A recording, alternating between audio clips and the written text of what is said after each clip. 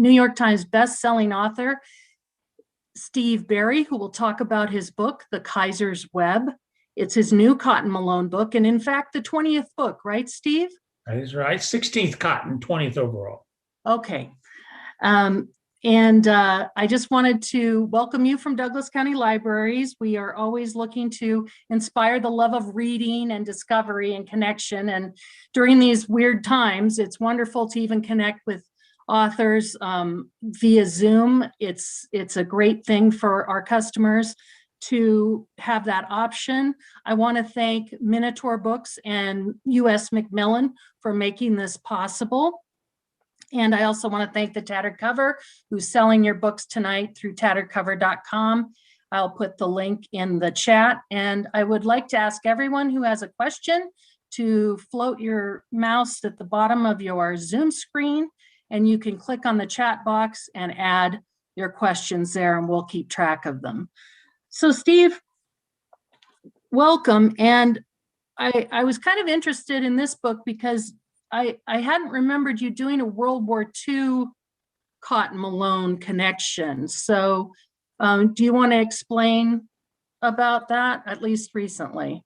No, you're exactly right. I've never done a Cotton Malone World War II connection. So okay, I thought so, but I did the Amber Room, which had a World War II connection, but that was not a Cotton Malone book.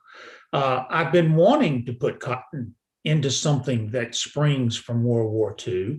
I just haven't found the right thing. And then about 4 years ago, I was researching another novel, and I was in an old bookshop, and there was a book on the shelf that caught my eye, and I pulled it off, and I started looking at it, and there were some very interesting things in there, things that I did not know, things that I, never realized. I didn't know if they were true or false at that time, but I subsequently did research and found out that they were true, and that's where the novel was born from. It deals with the German national elections. There's two candidates vying for the chancellorship, and they both know secrets on each other. What they don't know, though, is the effect of those secrets and whether or not they're real, whether or not they're true. And Cotton Malone gets caught up in this war between these two candidates in order to discover these secrets. And it all stems back to what happened on the night of April 30th, 1945. And that was the day that Hitler killed himself. Now, this is not a book about Hitler surviving the war and the Fourth Reich coming up and taking over. It's not about that at all. In the book, Hitler's dead, and he died. Now, the reality is we have no idea what happened in the bunker that night. The accounts that we have all conflict. Trevor Roper's book, which was the definitive on the subject, was created from interviews taken from prisoners of war who had every reason to lie and embellish. When the Soviet Union fell in 1990, we got access to new documents which showed that a lot of what Trevor Roper had was not correct. So the reality is we don't know. We don't know what happened. Hitler's and Eva Braun's bodies have never been found. The best guess is the Soviets dug them up, moved them somewhere else, and in order to keep the West off guard, thinking Hitler was still alive. And that's most likely what happened. But this book is not about that. This book is about someone else who was in the bunker that night, someone who did leave the bunker that night and who was never officially seen again after that day, and that is Martin Bormann. And it deals with Bormann, and it deals with something that Bormann put in place in the latter part of 1944, which I stumbled across in that book that day, that is true, and that still has meaning and relevance and ramifications today. And this is what Cotton gets caught up in. So has the book been released in Germany yet? No, it would go later this year in Germany, yes. So I just wondered if you'd had any comments from anyone over there on it, but if it hasn't released, then I guess it'll come later. But I find it fascinating the way you take a bit of history that's sort of little known, at least it wasn't to me, and I'm sure others, and just kind of twist it in, put it within your fiction. How much research do you have to do to be able to weave that together so beautifully? I do. I use around 300 to 400 sources to write a novel, and this one was no exception. If you look right over my shoulder back here on these shelves, these are a lot of the books that I use repeatedly over and over. When I go travel and I go to a castle, say I go to Neuschwanstein in Bavaria, I will then go down to the gift shop and I'll buy every English book they've got down there, every pamphlet, everything they have. And they go on these shelves right here behind me and they're arranged by country. And I use those repeatedly over and over again. There's probably a couple of thousand behind me. They're very thin and small. I can put them there. And over here, you can see these books. These are there's Elizabeth. Elizabeth, we caught her. We caught her on her phone. Those are my 19th and 20th century travel guides that I use repeatedly. And then over in the corner, there's 3 shelves of books that I'm using to write the novel I'm writing right now. And I can't keep them all here. There's no room. I do it in sections. So when I'm done with that section, those will go away and I'll replace them. So I use a lot of books. I use actual books because I need an index. Ebooks do not have an index. If I do use some ebooks because I can't get them in any other format, but they require me to go through them page by page, every single solitary page. I don't read 300 to 400 books, but I read large chunks of 300 to 400 books with the index to help me. Mm-hmm. So, and then when I'm done, I make notes, and if they're about this tall, they're probably about 6 or 8 inches tall of notes, and I do it by hand. And I'm only going to use about 20% of what's in that stack. But it's all there if I need it, and I can find it quickly, and I have them stapled together by subject matter. And when I'm done, I throw those notes away and I start over and do it again. Wow, that's amazing. Do you find when you're handwriting, you remember it better? Yes. When yeah, much better. And I can remember things I put down because, as I said, I don't know. At the time that I'm doing the research, I have no clue whether I'm going to be able to use that piece of information or not. But I wanted everything there just in case. And I learned a long time ago to rank it by subject so I could at least narrow it down. I don't have to go through every page to look for something. And but most of it does stick in my brain better if I write it down. Yes. Mm-hmm. And Cassiopeia makes an appearance in this book too. She does. Every novel, every Cotton Malone book, I explore something new about Cotton's personality, something I've never dealt with before. So he's growing and changing in each book with this. In this book, I explored him and Cassiopeia working together, not fighting, not fussing, not arguing, not in conflict, but truly as a team, trusting one another, relying on one another. And it was fun to watch them interact like that. And I think I'll probably keep them like that. They've had enough conflict in their life. It's probably now time to write it a little smoother for them. Yeah, I really like their relationship and how it evolved in this book. And I wondered if you were going to continue kind of on that vein. So that'll be fun. On another subject, you usually, I think, travel so much when you're doing research or everything. And I know this book was written in 2019. Did you get some traveling in before all this COVID? We had done, we'd been to Germany many times, so that was pretty familiar to Switzerland too. I did not get to go to South Africa or South America though, and I want to go there. There's definitely those are 2 places we've not been. South America is the only continent other than Antarctica we haven't visited, so we're trying to get all the continents in. So we were supposed to go to South America in the early part of this year, of course that didn't happen. And so we'll make it down there. You don't have to go to a place to write about it, but it helps. It helps a lot. And I will get to South Africa as well. We both want to go over there. I want to do a book on Africa, more Central Africa, up out of South Africa. And, I want to get Cotton into that area. I really haven't sent him there, except now. He now went to South Africa, but I want to do some more with that. And I want to do some more with South America too. We were supposed to go to Romania last year for a book I'm going to write for 24. But that trip will be put off to probably, if not next year, the early part of the following year. So, we haven't traveled any. We went on tour last year. I don't think we came to Denver last year. I think no. I don't think so. No, No, y'all had another event on the night that I was supposed to yeah, be there. And so I did tour last year and then everything hit right after. And it, so we basically haven't gone anywhere since February of last year. And I won't get on an airplane again to the earliest would be May of 22. So, yeah. a little part of me misses the travel because we really enjoy it. But another part of me says it's been kind of fun not to go.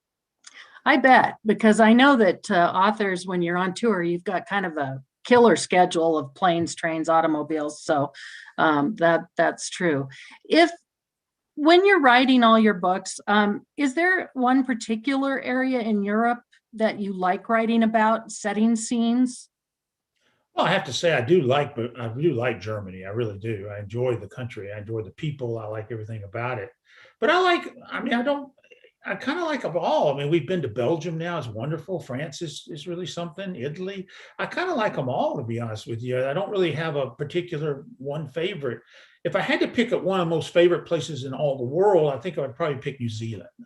New Zealand is just another world to itself. I mean, it's just absolutely incredible. And I do want to get Cotton into down that way. He's not visited that part of the world. So I do want to do something in the South Pacific. I just haven't come up with a story yet, but New Zealand is an amazing place. So, but Yeah. we love Europe. We love all, but I particularly love Poland. I like it a lot. We did the Warsaw Protocol there. Yes.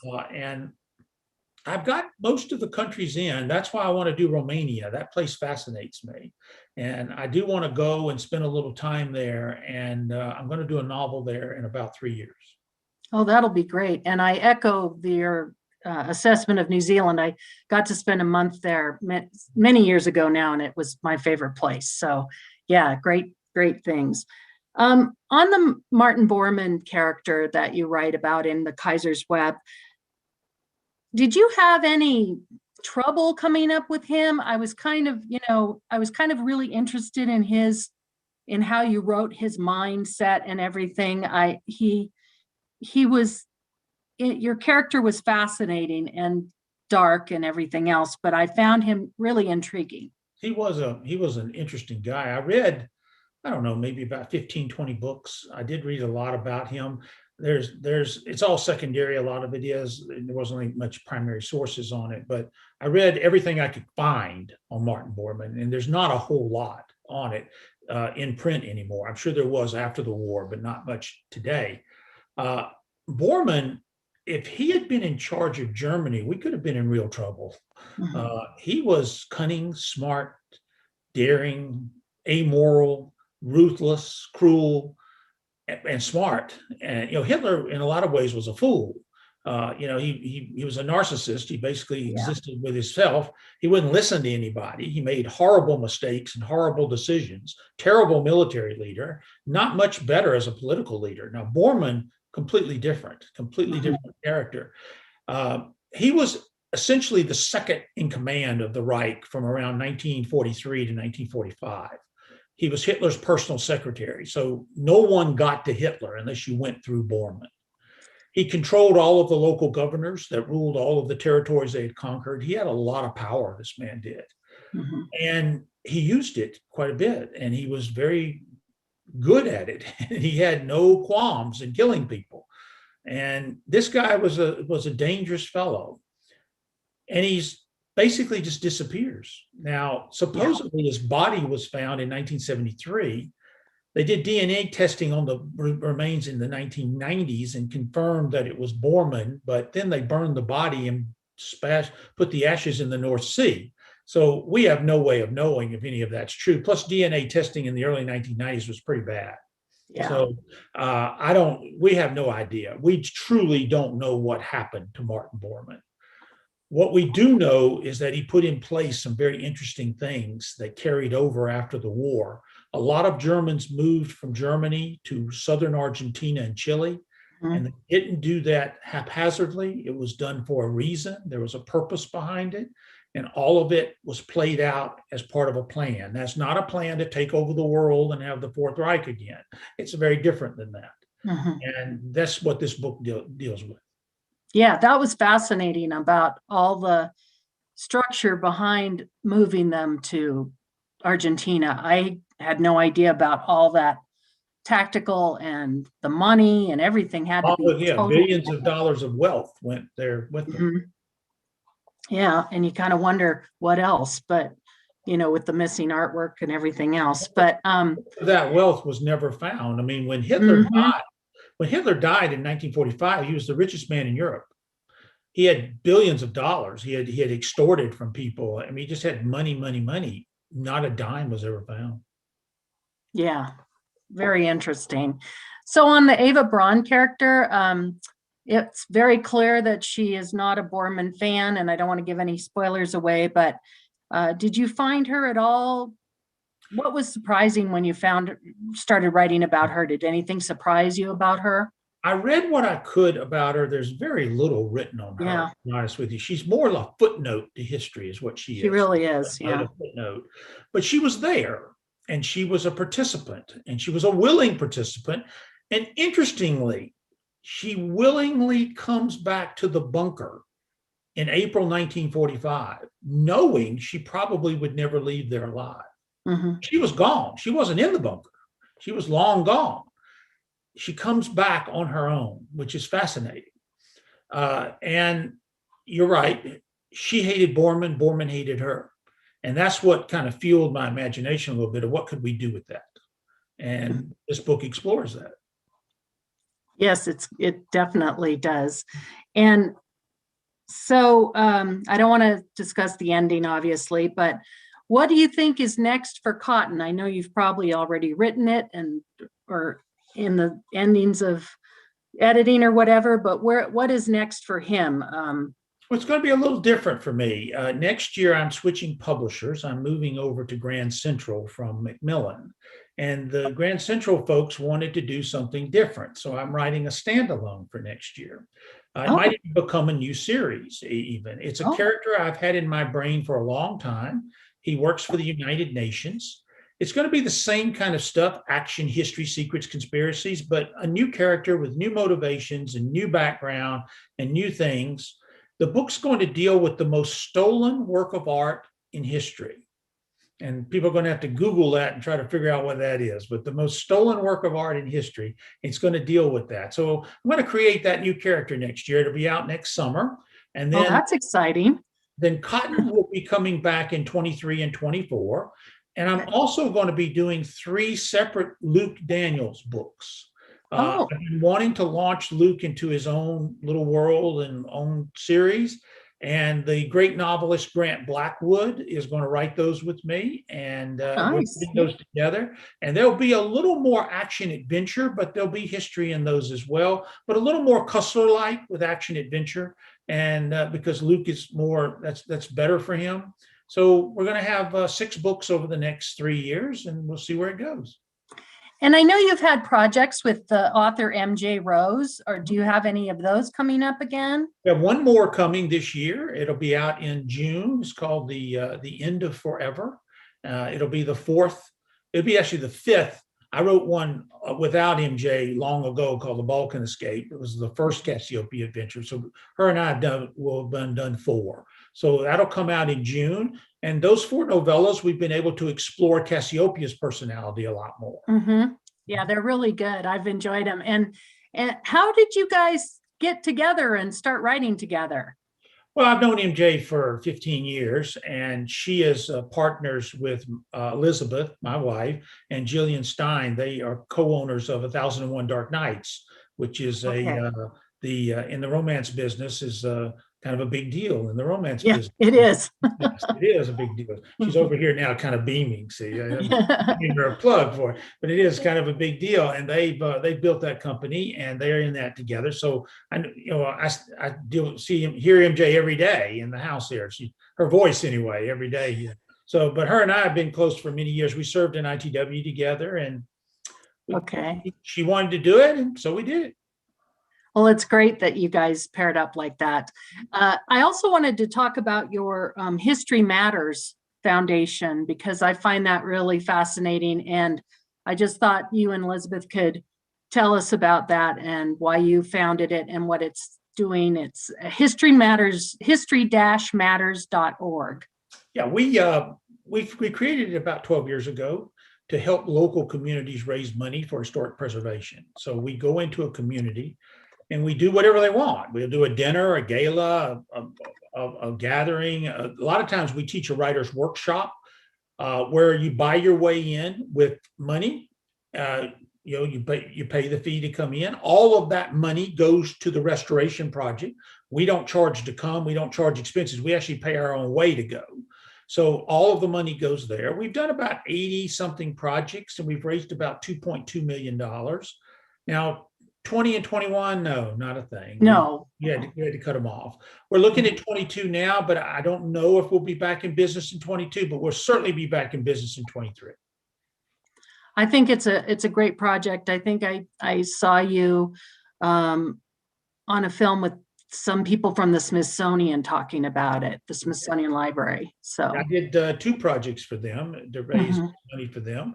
We've done all kinds of things. We've done documents, buildings, cemeteries, posters, photographs, all kinds of things. Anything you can think of, historic preservation a local community has, they need to raise money for. So, you mentioned the website there. If they'll go to steveberry.org, click on History Matters, send us an email. We'll see what we can do. We look at each one very carefully. We pick them very carefully because, as I say, we pay our own money to go. So we want to make sure we get the best bang for the buck, and we make sure we have a good project that we're going to be working with and good partners to work with. So send it around. We'll take a look. As I said, we'll probably be back in 23. It's possible in 22. We're still waiting to see how things shake out. And another last question on the Kaiser's Web. Did anything kind of, you thought you were going in one way and then you kind of changed your mind because of something you read or anything? Does that happen a lot? No, that happens all the time. Yeah, that's a common thing. I think, well, here's where I'm going and I'm going here. And then I'll get going and go, no, there's something better here. And it's usually come from the research because I'm continually researching the novel as I'm writing it. So it usually comes when I come across something that I did not know. And I went, wow, there's something really cool. Because I keep the novels 90% to reality, as close as I can to reality. I trip it up about 10% because that's what it is. It's a novel. I'm trying to entertain you. And I go where the research kind of sends me in some ways. Now you have to stop at some point. There's a point where you say, no more, we got to go. And usually I find that stopping point because you can't just keep rewriting a book over and over. I've got to get it done. And I have 1 year to get it done, and I need every day of that year. So do you write most of the day, or are you a morning writer? What's your process? I'm a morning person. So I start around 6:30 or 7 maybe, and then I go to about 11. And then I stop for about an hour, and then I'll go to maybe 2. If I'm feeling good and it's coming, I'll keep going, if it's still there. But if not, I stop. 6 hours is usually about enough. I try to do 1,000 words a day. There are days I can do a little more. There's days I do a little less. So I stick to that schedule. Being home and not traveling, I have much more time. So I've been very productive over the last year. I've actually gotten a little ahead of myself. So I've used this time wisely to try to get ahead of myself. As I said, that's the good part of not traveling, is that I can sit down and I know I'm going to be here. I'm not going anywhere else. So I can get it done. So I might miss that when we start getting back going again. One of our viewers asked, what's been your favorite book to write? And I know that's kind of like, what's your favorite child, but it is. I love them all equally. I will say, if I had to pick, if you made me choose, I would choose the Romanov Prophecy, which the reason why is because that entire novel came to me in about 3 or 4 hours walking through the Kremlin. I researched it within a week because I was in Russia, and I came back home and wrote it in about 4 months. And I've never had that happen before or since again. It was just one of those books that kind of flowed out of me very easily. And I don't know why, just one of those things. I wish it would happen again. It'd be great. I've just never had that happen again, but only because of the experience. But other than that, I love all my children fairly equally, yes. And what do you like to read? Well, unfortunately, I read a lot of nonfiction, so I'm stuck with reading what I'm researching. But the point is that I picked that subject, so I like it. So right now I've been reading about that most stolen work of art that we talked about, and some other things there that go with that book. So I read a lot of that, and then I'll read other histories and things in anticipation of future projects, like Romania. I've been reading a lot of books about Romania lately. Fiction wise, I'm a thriller junkie. I'll read. I don't read a lot of fiction during the year because I don't have time. But I do 5 or 6. I'll read James Rollins. Don't tell him if you see him that I actually read his stuff. And I like the Cussler books, and I love Baldacci and Lee Child, and all those folks. I'll read 5 or 6 of those a year. Yeah, it's fun. Did you have any trouble during this whole COVID time finding your sort of daily inspiration? I mean, I know I went through a cold period of not being able to focus enough to read a book. I had to listen to them. Did you have any trouble with your writing in that? No, that's the opposite. I was very focused. So I was able to lock right That's in. great. As I said, we travel, when you add it up, we're probably gone 4 to 4 months out of the year. When you add it up, we're gone a lot. 4 or 5 months out of the year, we're not here. And that's a lot to be on the road. And we have not been there. So we've been right here. I still do blurb books. So I do read about 20, 25 manuscripts a year and go through those manuscripts to do blurbs. So I get to read some first time thrillers and first time people who are out, which is fun. But I haven't had a problem focusing. No, it's been just the opposite. I've been very focused, actually. One of our viewers asks, do you think we'll see Cotton on the screen at some point? Well, I'd love to. They keep talking, as always. We have a producer now. He called the other day and was very excited that he had something in the works, and very, very excited. And I listen, and it's great, and I appreciate everything they're doing. It's wonderful, but I can't get excited until it actually happens, because I've heard it so many times before. We've been optioned about 4 or 5 times, and but this one, it is interesting. Who knows? It would be cool to see it come alive. The problem right now with trying to film a Cotton Malone adventure is you have to go to Europe. Yeah.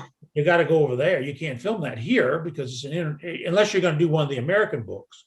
But you're going to have to, if you're going to do the international books, you got to go over there. And that's just not possible right now. So how they would pull it off would be a good question. But they're talking about it, and it would be fun to see him alive. It would be kind of cool to see someone. It would be someone else's vision of Cotton, but it'd be fun to see it. Be fun to see. Right, of course, and it would be fun to see. So hopefully one of these days we will see that. So you've got lots that you're working on. I wanted to open it up to everybody who's watching. If you have any, there's a couple in the Q&A. So let's see here. Someone asked, who do you see as Cotton if it is picked? Which I have no idea, to be honest with you. There's so many actors out there now, that could play him. As I said all along, he's not Daniel Craig. So he's not that kind of character. He's much more a George Clooney kind of character. He's much more, I don't want to call Clooney ordinary, but because he's not, but he's also not Daniel Craig. Right. So there's a difference between the two. And you know what I mean by that. Cotton is much different in that regard. So there's a lot of people that could play him. He quit aging a long time ago. So he's just staring down 50. So anybody in the mid 40s, but you'd want to get an actor probably in their early 40s, because if it caught on, you'd want that actor, you don't want to continue. You don't want him to grow out of the role. But, anybody, I don't know. I would be a great joy to the producers when they ever sell it, because I'm not going to tell them how to do their business. They know far more about that than I do. And another gentleman would like to know, he noted that Grant Blackwood paired up with Clive Cussler, who's one of his favorite authors, and how he wanted to know how you and Grant got paired for this upcoming novel. We've been friends for 15 years, and I wanted to do the Luke Daniels books, and I can't write 2 a year. There's no way in the world I could do it. So I called him up and asked him would he help me out, and he said, yeah, he'd do it. So he wrote with Cussler, he wrote with Clancy, and he wrote with Jim Rollins. So he's a very experienced co-writer, and he understands, he read the Luke Daniels stuff, and he got it, Luke in his head, and he's he's banging out a first draft right now. And once he gets the first draft out, I'll take that draft and go through it and do it again. And then he'll take it back, and we'll go back and forth till we get a book. So that's how you work, kind of obviously online. And yeah, I came up with the overall plot of the idea. I gave it to Grant, and Grant fills in some of the gaps of the plot and puts it together. And I came up with the historical hook that we want to use. And then he takes all of that and puts it together and gets a first draft down that I can take then and work from. Because the problem is I can't actually produce that first draft and write a Cotton Malone book at the same time. So that's where I have the help there. And it's great. And then between the two of us, it's truly a co-written book. We actually, both of us, when we're done, it's going to be almost like 50-50 in the book between the two of us. And is there, you're kind of in a rhythm with the person that you're writing with. Are there any kind of hard bits where you're trying to get something out that's not quite gelling? I mean, how do you work those out? Well, the job of a co-writer who's writing a character that's not his own is to pick up the voice of that character and to learn the traits of that character and to produce that first draft in the voice of the writer. So Grant's job, he did this marvelously with Clancy. I mean, he wrote the Dead or Alive, and you would have swore Tom Clancy wrote it, but he didn't. Now, Grant's on the cover. That's not a secret. He's there on the cover as a co-writer, but he wrote the book. And then the same happens with Cussler, with Jim. He produces that and he gets their voice in his head. And it's the co-writer's job to try to write that book as close as he can, as if the other writer had done it. That's part of the job, because it's my character that we're doing. So he's got to make that and bring that guy alive, and that's where he's really, really good at. That's what makes him a good co-writer. So it's kind of like he has to take on.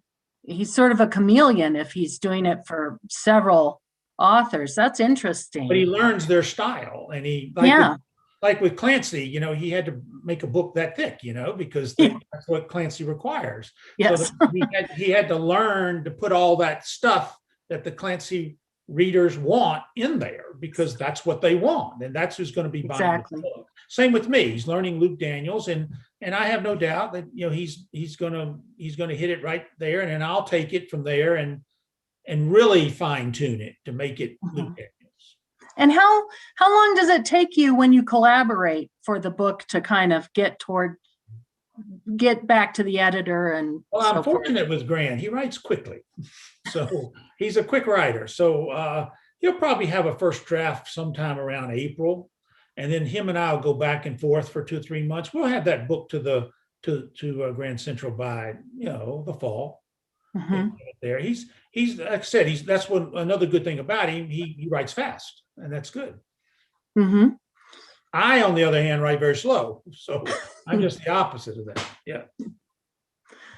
Well, it's good that you can do that with each other, and I assume MJ Rose is similar, that you kind of collaborate. MJ does the first draft, sends it to me, and then I take it from there, and then it goes back and forth between. Same process. Yes. Well, are there any other questions? I'm looking. Let's see. Since you switched publishers, will you have a new editor? Yes, I have a new editor, a very smart, talented man who just was promoted the other day to executive editor by the name of Wes Miller. He'll be taking over with it. Kelly Ragland has been my editor for the last 7 books. I love her to death. I'm going to miss her more than I can imagine. And do what? Oh, and Elizabeth reminded me, this book, The Kaiser's Web, is dedicated to Kelly. It's actually dedicated to her. And then Mark Tavani was my editor at Random House, and I miss him. I still miss him, every day. I've been fortunate to have 2 wonderful editors, and I'm told that Wes Miller is a pro in every way. I'm looking forward to working with him. That sounds good. We have one more from Brad and Kathleen. They'd like to know what the funniest thing that's ever happened to you on a fan trip.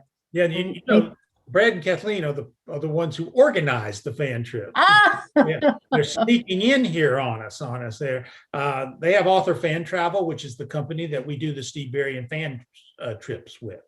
And we've done 4, I believe, with them, and we're doing one. That's where I'll be on a plane next year. May of Okay. 22, we're going to Poland to see all the places from the Warsaw Protocol. There've been a lot of funny things happen on those trips. I mean, it's hard to I'm sure. come down to just one. It's a great group of people. They're fun to travel with, and we have a good time. That trip, there's probably a couple of spots still open, but I think it might be sold out. We limit everything to one bus, so it's about 40 people, and it's been selling pretty good. And we're going to go over. We're going to go to Wawel Castle. We're going to go to the salt mines. We're going to go all over Krakow. We're going to go to Czestochowa and see the Black Madonna. There's a lot of things that were in the Warsaw Protocol. Mm-hmm. And what I do is, for those who don't know what those trips are, I go, and Elizabeth and I go, and we take them to the places where we had gone on the research, and we show them how we put the novel together, and we see all these things. Brad and Kathleen came up with the idea, and they approached us to do it, and they put it all together and make it work. So my hats off to them both. And I assume people could find more about these trips on your website through a link, or? Yes, yeah, go to the events page at steveberry.org, and there's a link to Author Fan Travel, and you can go find out about that trip. Yeah, that one, as I said, I think it's sold out, but you might could get on a waiting list because we may have a cancellation or two. Well, I'm sure people would look forward to doing that after this year of not traveling. So that may have a lot to do with why people are jumping onto it right now. And I'm hoping that things will be opened up by May of 22, and that vaccinations are to a point that we can go back and actually travel. And it's not where we have to wear masks for 10 hours on a plane or whatever. We don't know what's going to happen when we come out of this and what the protocols are going to be. We're gonna have to see that as we get later this year. One of our viewers, Patty, would like to know your educational background, how you came to be a writer, how you got into it. Well, I was a lawyer for 30 years. So I was a practicing trial lawyer for 30 years. And I did a lot in court, divorces, criminal defense, you name it, whatever in court. But I was also what I would call a street lawyer. Whatever came in off the street, we took care of it. I took care of it, and I did a lot. I used to say I did a lot of a little, a $50 fee or $100 fee. I did a lot of a little, and where some lawyers do a little of a lot. So they get paid a lot more than. So I was that for 30 years. I didn't write my first word till I was 35 years old. And then from the day I wrote my first word to the day I sold my first word was 12 years. And I wrote 8 manuscripts during that time. 5 went to New York houses. They were rejected 85 times. I was bought the 86th time 12 years after I started. So it was a long process for me to get published. And now here we are 20 books later, which is pretty cool. And we're in 52 countries and 41 languages around the world, which is pretty amazing too. You have to sort of just pinch yourself. Yeah, I guess you do, for sure. Do you have anything else you want to tell us about, or any final thoughts on the Kaiser's Web? I just encourage folks to go out and pick up a copy of it. If you buy it through the store here on this here, I did send book plates. So there are signed book plates, so you can get a signed book that has my signature in it. I asked them to check it out, and it's in stores now, and they can learn more about me and the books at steveberry.org. Yes, and you can go to tatteredcover.com and order a book if you'd like. And then when you're ordering, in the coupon field, put book plate so they know you want one of those too. And email me if you have any trouble with getting a book plate, and we'll get you one. So that's great. Well, we really look forward to reading whatever you write, Steve. And I am looking forward to all the new projects you're doing. So I can't thank you enough for joining us this evening. And thank your lovely wife, Elizabeth. And we wish we'll be back to see you next year. That book's scheduled now for the 1st of June. So hopefully we'll come out your way next June. Well, we would love to have you anytime. So thank you so much. And we're going to go back and turn off the live feed. And